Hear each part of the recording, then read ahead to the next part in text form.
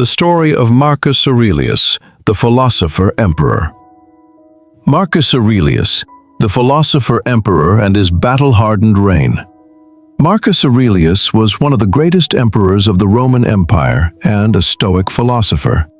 He is famous not only for his leadership skills, but also for his profound thoughts recorded in his work, Meditations, a philosophical masterpiece full of humanity and wisdom. Marcus was born in 121 AD into a patrician Roman family. Adopted by Emperor Antoninus Pius at the request of Hadrian, Marcus was destined for greatness from a young age. Rather than indulging in the luxuries of Roman aristocracy, he immersed himself in philosophy, law, and diplomacy. Teachers like Fronto, Herodes Atticus, Apollonius, and Sextus of Chaeronea shaped his values, self-discipline, endurance, and rationality, laying the foundation for his lifelong devotion to Stoicism. In the early 140s, Marcus found himself navigating the complex web of Roman intellectual life. When his mentors Fronto and Herodes clashed in a legal case, Marcus intervened, not with judgment, but with wisdom, urging civility and restraint in discourse. Though still young, his leadership and diplomacy were already evident. By 145 AD, Marcus had been consul twice and married Faustina, daughter of Antoninus Pius. Their marriage was one of deep affection, though tragically marred by the deaths of many of their children. Only a few would survive to adulthood, including Commodus, the future emperor. The making of an emperor. By 147 AD, Marcus's formal education ended, but his love of philosophy deepened. He absorbed the teachings of Quintus Junius Rusticus, Claudius Maximus, and others, Stoics who taught that virtue, not circumstance, defined a man's worth. In 161 AD, following the death of Antoninus Pius, Marcus was confirmed by the Senate as emperor. But in a remarkable act of humility and loyalty, he refused the position unless his adoptive brother Lucius Verus was made co-emperor. This act would define the first half of his reign, a shared empire under the titles Imperator Caesar Marcus Aurelius Antoninus Augustus, Imperator Caesar Lucius Aurelius Verus Augustus. The Parthian War and a plague's toll, the peace inherited from Antoninus, quickly eroded. In the east, Vologases IV, king of Parthia, invaded Armenia and overthrew a Roman client king. The Roman governor Sadeatius Severianus was defeated and killed. The Parthians surged into Syria. Marcus, recognizing his lack of military experience, sent Lucius to the front, accompanied by experienced generals and administrators like M. Pontius Laelianus and Avidius Cassius. Marcus remained in Rome, handling governance with discipline, but Lucius, far more indulgent by nature, enjoyed the luxuries of Antioch more than the duties of command. Despite Lucius's indifference, Roman forces reclaimed Armenia and sacked the Parthian capitals of Seleucia and Ctesiphon. Yet with returning soldiers came something deadlier than any army: plague. Known today as the Antonine Plague, it devastated the empire, killing civilians and soldiers alike.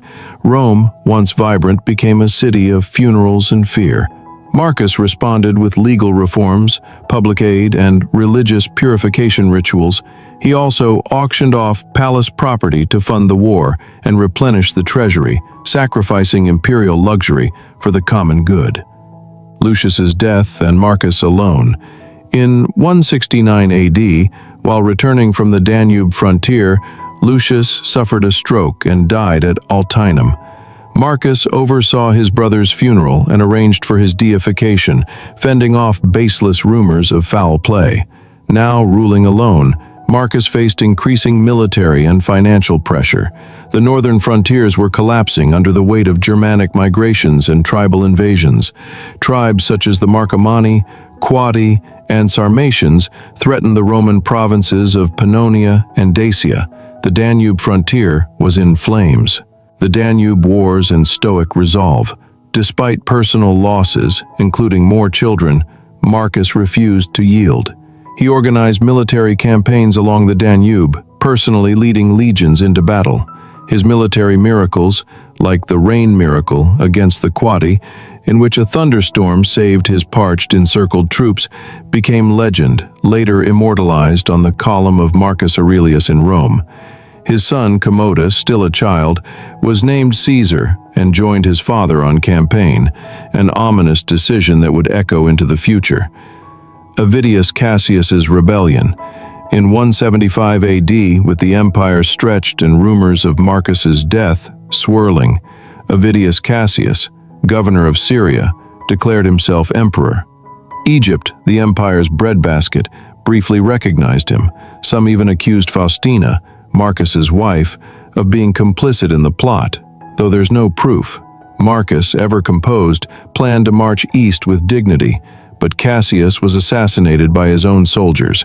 Marcus ordered no reprisals and instead mourned the necessity of such a conflict. Faustina, already ill, died soon after. The philosopher. In the final years of his life, Marcus continued campaigns against the northern tribes, seeking to transform their lands into Roman provinces. He fought not for glory, but to secure the empire's future. Even in the field, he administered justice, issued reforms, and wrote what would become his most enduring legacy, the Meditations. Written in Greek, this private journal of philosophical reflections reveals a man at war with the world, with death, but also with himself. He wrote not to instruct others, but to remind himself of how a Stoic should live. You have power over your mind, not outside events. Realize this, and you will find strength. Legacy. In 180 AD, Marcus Aurelius died near Vindobona, modern Vienna, likely of illness. His son Commodus succeeded him, marking the end of the Pax Romana, the golden age of Roman peace and governance. Yet Marcus' life remains a model of moral leadership. He ruled not by ambition, but out of obligation. He believed deeply in reason, duty, and the impermanence of all things. In the face of war, plague, betrayal, and personal loss, he chose not bitterness, but virtue. Conclusion. The last of the philosopher kings. Marcus Aurelius was not just an emperor. He was a student of life, a father and husband burdened by grief, a general forged by necessity, and a man who, despite ruling the greatest empire in the world, never ceased trying to become better. In a time of emperors who ruled through fear and extravagance, Marcus chose self-restraint and wisdom. His meditations remain a timeless testament to what it means to lead, to endure, and to live with integrity. Waste no more time arguing what a good man should be. Be one.